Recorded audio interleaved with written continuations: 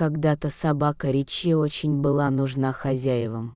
Но только до тех пор, пока они имели хозяйство. Но вот его не стало, и Ричи также попал в разряд ненужной вещи. Преданный раньше пес стал обузой. Что делать? Владельцы, ничуть не смущаясь, посадили собаку на цепь на территории заднего двора дома. Кормили нечасто.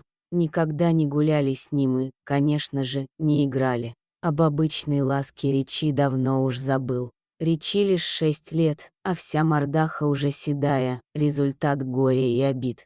Больше того, вокруг собаки, постоянно сидящей на цепи, образовалось немало кучек. Да хозяевам до этого нет дела. Никто тут не убирает. В столь вот плачевной ситуации Ричи увидела волонтерша. Она задумала с собой взять собаку, абсолютно ненужную хозяевам. И это ей удалось легко. Хозяин рад был избавиться от мусора. Придя в этот дом за Ричи с другим волонтером, девушка увидела, как он худ.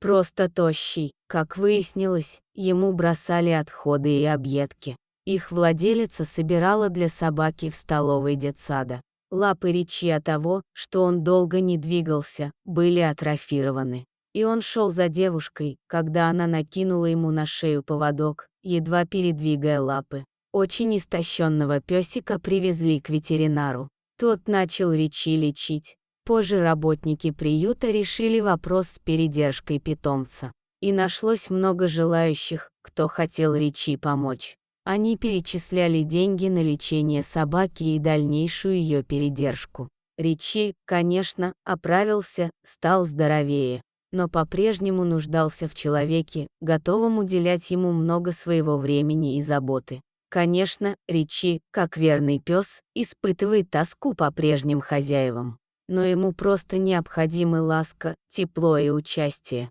Спасибо волонтерам за их старания, а также людям, которые пожертвовали свои деньги. В итоге хорошее лечение и уход сделали то, что Ричи быстро поправляется. Хочется, чтобы для этой собаки нашли самого лучшего владельца. Ричи, как и другое живое существо, заслуживает большого счастья.